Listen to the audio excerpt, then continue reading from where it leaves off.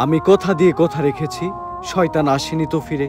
আমি শয়তান তাড়ানো গল্প লিখেছি আমার সারাটি জীবন ধরে। আমি অন্ধকারে মোমবাতি জ্বালিয়েছি, তবুও পাইনি ভূতের খোঁজ। আমি ভূতের অপেক্ষায় ছিলাম, ভূত নিজেই হয়েছিল নিখোঁজ। শয়তান ধরার গর্জন, পৃষ্ঠা নাম্বার চুদলিংপং। হে গাইজ, আসসালামু আলাইকুম। সবাই কেমন আছেন? আশা করি সবাই ভালো আছে। অবশ্যই। তো গাইজ, আজকের ভিডিওটা কি নিয়ে হতে চলছে এটা তোমরা টাইটেল এবং থাম্বনেল দেখে বুঝে গেছো। তো আমি তারা যারা বুক করে সময় নষ্ট না করি, চলো আজকে ওমর ভাই নতুন ভিডিওর উপর রিঅ্যাকশন দিই। এই সময় কম, শুরু করো। স্যার, কোনো সূত্রই তো পাইলাম না। ভালোভাবে দেখছস তো? কোনো কিছুই পাস নাই? না স্যার, লাশের পকেটে 500 টাকার কোনো নোটই আসিল না। বাই কর 500 টাকা নোট বাই কর। বন্ডামি করস? পাট পার খেতে ফেলায় পিছন মেরে দিমু, পাবলিকের সামনে মুখ দেখাইতে পারবি না। আল্লাহ কয় কি কি মাইরা দিতে চাইছিলি তুই? এটা জানোস এটা কেসের কত বড় কাজে লাগবো? স্যার, আমার ভুল হয়ে গেছে, আপনি আমার মাফ করে দেন। যা, মাফ করলাম। আপাতত 2 প্যাকেট বিড়ি নিয়ে আয়। আপনি না কইলেন এটা কেসের কাজে লাগবো। তো এবারের ভিডিওটা কিন্তু ওমর ভাইয়ের অনেক দারুণ হয়েছে। আবার ওমর ভাইয়ের ভিডিওগুলো দেখার পরে বোঝা যায় যে এটা নিয়ে মানে অনেক পরিশ্রম করা হয়, এই ভিডিওটা নিয়ে তারা অনেক খাটে। তো আপনারা কি ওমর ভাইয়ের এই ভিডিওটা দেখছেন কিনা সেটা কমেন্ট করে বলবেন। তো স্যার স্যার স্যার দাঁড়ান, একটু দাঁড়ান। স্যার, আপনি করে দেখে মনে হইতেছে আপনারা মিডিয়ার লোক। আমার ছোট্ট একটা বোন মাদ্রাসায় পড়ে, বয়স মাত্র 13। এক জানোয়ারের বাচ্চা ঘরে দর্শন করছে, কিন্তু কোনো বিচার পাইতেছি না। মিডিয়াই তো এই দেশের সব থেকে বড় শক্তি। স্যার, আপনারা এই বিষয়টা নিয়ে একটা নিউজ করেন, যাতে আমি আর আমার বোন ন্যায্য বিচারটা পাই। আরে বেটা, এটা কি কোনো বিষয়? দর্শন তো এই দেশে প্রতিদিনই হয়, এটা নিয়ে নিউজ করার কি আছে?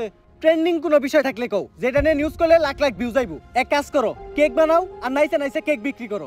ওমর ভাইয়ের এই ভিডিওটা যদিও ফানি ভিডিও বানাইছিল, কিন্তু এটা অনেক সামাজিক কর্মকাণ্ড নিয়েও কথা বলা হয়। এই যে এখানে হলুদ সাংবাদিকদেরকে নিয়ে কিছু কথা বলা হয়েছিল, এই ভিডিওতে কিন্তু হলুদ সাংবাদিককে মিন করে বানানো হয়েছে।